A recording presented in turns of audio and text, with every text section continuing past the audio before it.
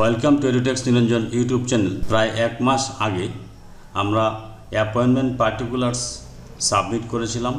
সমস্ত in service টিচাররা ISMS পোর্টালে অ্যাপয়েন্টমেন্ট পার্টিকুলার সাবমিট করেছিলেন। তখন সেটা পেন্ডিং অবস্থায় ছিল।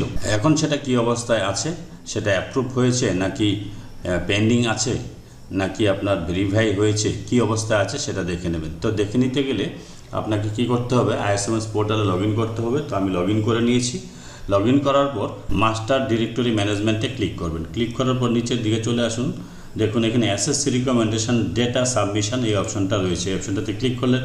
ক্লিক করার পর দেখুন যতজন এমপ্লয়ি, যতজন শিক্ষক, যতজন ইন সার্ভিস টিচাররা সাবমিট করেছিলেন ভেরিফিকেশান স্ট্যাটাসটা চেক করুন। দেখুন এখানে আগে আমরা যখন সাবমিট করেছিলাম তখন পেন্ডিং হয়েছিল।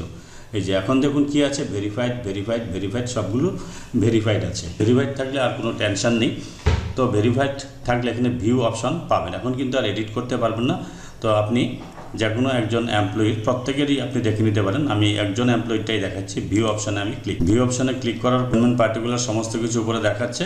এখানে ভেরিফাইড বাই ডিআই, অর্থাৎ ডিআই স্যার দ্বারা ভেরিফাই হয়েছে। তাহলে আর টেনশনের কিছু কারণ নেই। এবার আমি আবার ব্যাক করে আগের জায়গায় চলে আসছি। আবার ব্যাক করে আমি চলে যাচ্ছি মাস্টার ডিরেক্টরি ম্যানেজমেন্টে গিয়ে আবার আমি এসএসসি রিকমেন্ডেশন ডেটা সাবমিশনে গেলাম। এখানে আপনি প্রত্যেক শিক্ষকদেরই দেখে নেবেন ভেরিফাইড আছে কিনা, এবং ভিউ করেও দেখে নিতে পারেন।